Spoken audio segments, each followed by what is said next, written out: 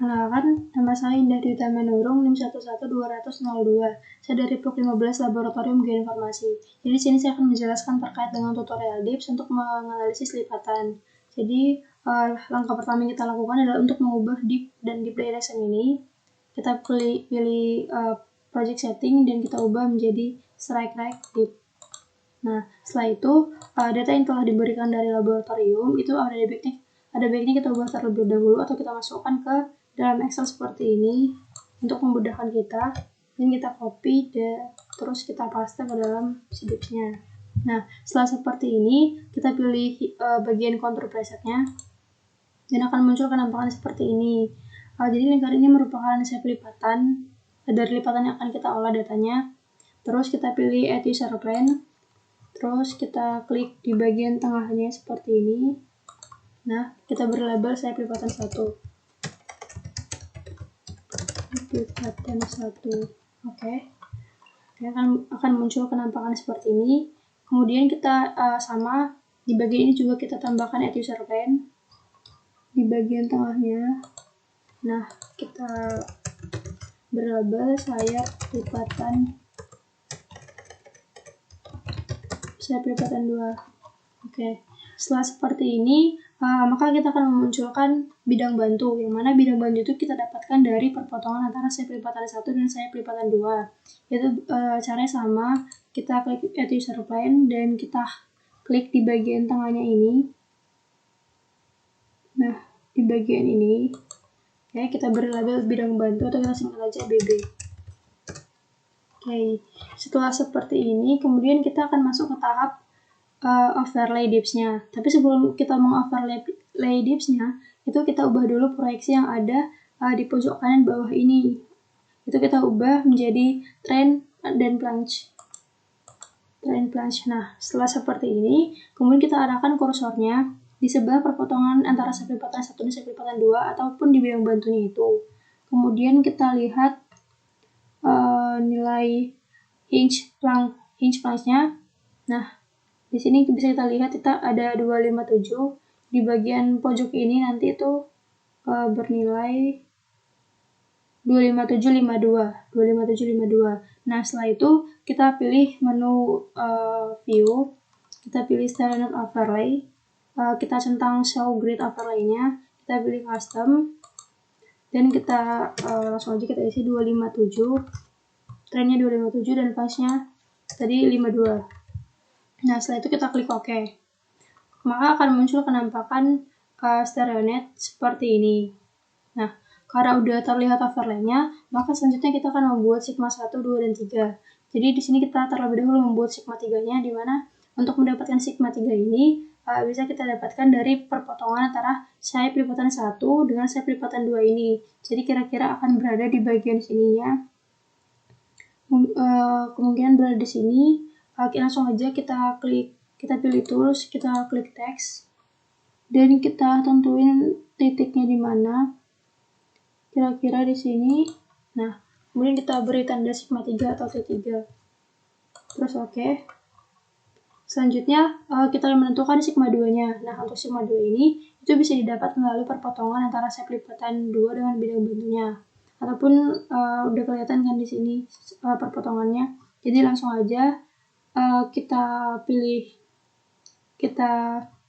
dari sayap lipatan 2. Kita pilih tools, terus text. Nah, kita klik di bagian tengahnya ini, dan kita beri label atau teks T2 atau sigma 2. Oke, seperti ini. Nah, setelah sigma 2 dan sigma 3-nya dapat, maka kita mencari sigma 1-nya, di mana sigma 1 ini bisa didapat dengan cara menambah 90 derajat dari si sigma 3-nya. Jadi 90 derajat dari sigma 3 ini bisa kita tentukan dari 10, 20, 30, 40, 50, 60, 70, 80, 90. 40, 50, 10, kira-kira berada di bagian di sini.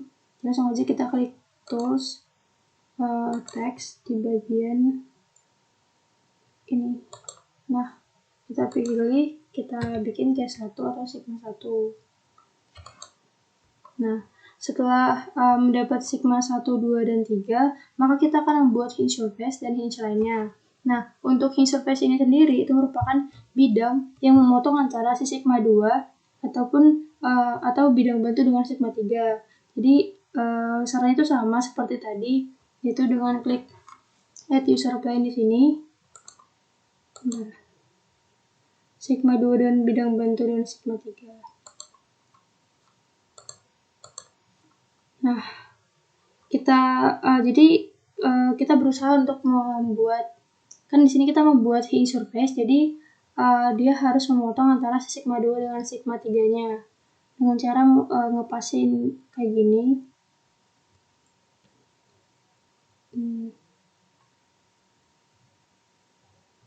Nah, di sini kira-kira dia udah melewati sigma 2 dan sigma 3-nya, udah berpotongan, jadi langsung aja kita klik dan kita beri label itu hinge surface.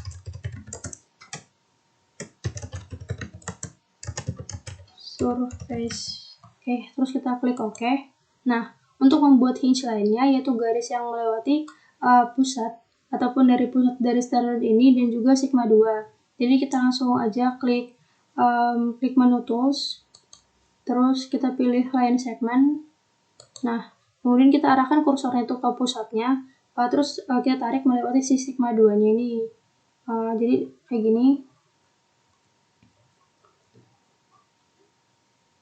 Kita arahkan di pusat stereonya, terus kita tarik melewati si sigma 2.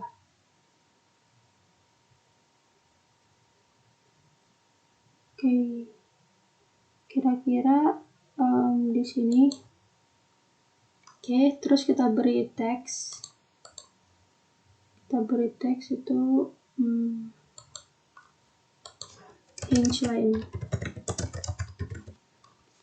line. Nah, kemudian OK. Nah, setelah mendapatkan hinge surface dan hinge lainnya, selanjutnya tuh kita bisa merubah warna dari garis-garis yang ada di sini ya, dengan cara mengklik edit user planes. Terus kita bebas memilih warna apa. Tapi sebelumnya itu di bagian visibility ini jangan lupa untuk mengancek si polnya ini terlebih dahulu. Nah, diancek dulu, kemudian kita pilih warna apa yang mau kita buat. Ini misalnya, terus yang kedua jangan lupa diancek juga polnya.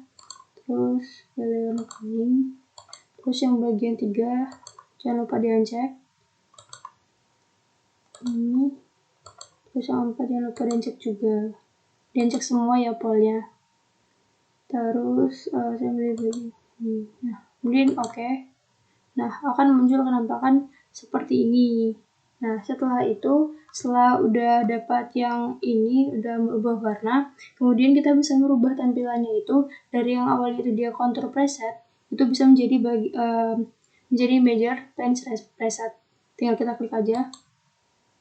Nah, akan muncul penampakan seperti ini. Dan untuk membaca data-data yang di sini ini, kita ubah dulu trend dan punch-nya tadi menjadi strike right dip. Jadi data yang awalnya tadi yang semula. Nah, setelah itu bisa kita baca data-data yang ada di sini, kita pindahkan ke Excel tadi. Di sini untuk saya pelipatannya 1 itu ada 093 dan dipnya 78. Saya pelipatan 2 itu 226 dan dipnya itu 68. Nah, untuk hinge surface-nya itu ada 85, 251 dan 85.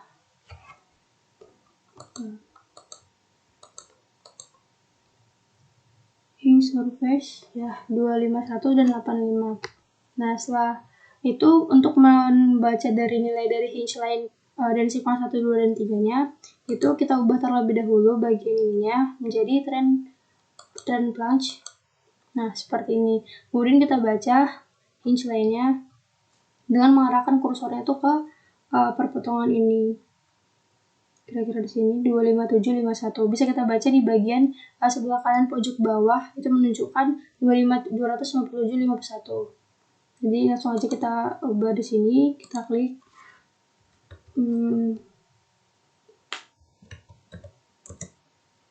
257. Oke.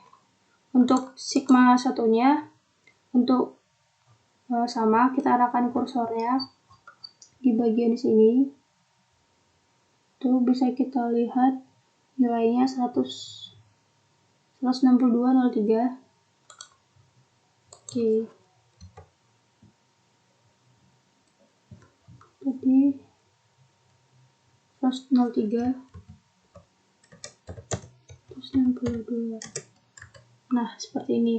Untuk sigma 2 itu karena memang tadi dia berpotongan dengan hinge lainnya, jadi nilainya sama, itu 51 dan 257. Terus, untuk sigma 3-nya, kita arahkan kursornya ke sigma 3. Ini di sini, dan kita baca nilai sebelah kanan bawah, itu 06737.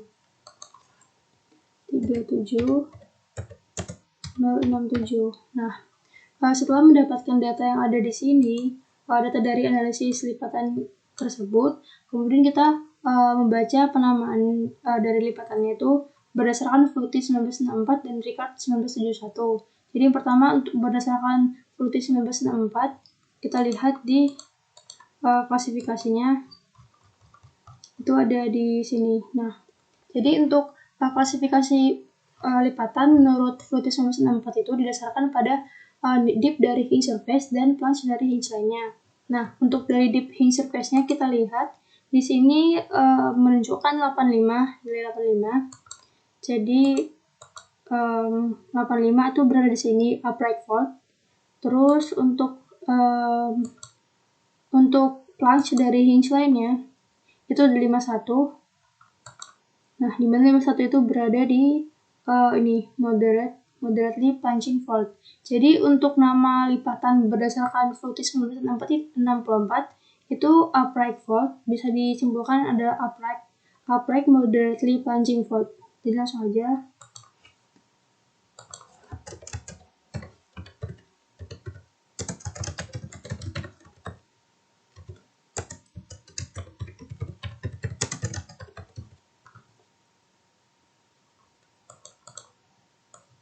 Nah, ini adalah nama lipatan berdasarkan Flutie 1964. Nah, untuk berdasarkan klasifikasi dari Ricard 1971, itu bisa kita tentukan dengan cara melihat dip dan plunge-nya. Sama seperti tadi, itu nilai dari dip si hinge surface-nya 85, dan hinge lainnya itu 51. Jadi langsung kita masukkan 85 dan 51. Untuk 85 itu berada di sekitaran sini, dan 51 berada di sini. Jadi di sini, dan kita pindahkan ke segitiga sebelah kanan itu berada di upright fault di sini. Langsung aja kita ubah, kita masukkan upright fault. Nah, berikut adalah data hasil analisis lipatan beserta nama lipatan dari data yang telah diberikan dari laboratorium tadi. Ini dengan nama lipatan menurut Flutie 1964 itu adalah upright moderately plunging fault, dan penamaan menurut Ricard 1971 itu adalah upright fault. Oke, sekian penjelasan dari saya, kurang lebihnya mohon maaf. Wassalamualaikum warahmatullahi wabarakatuh.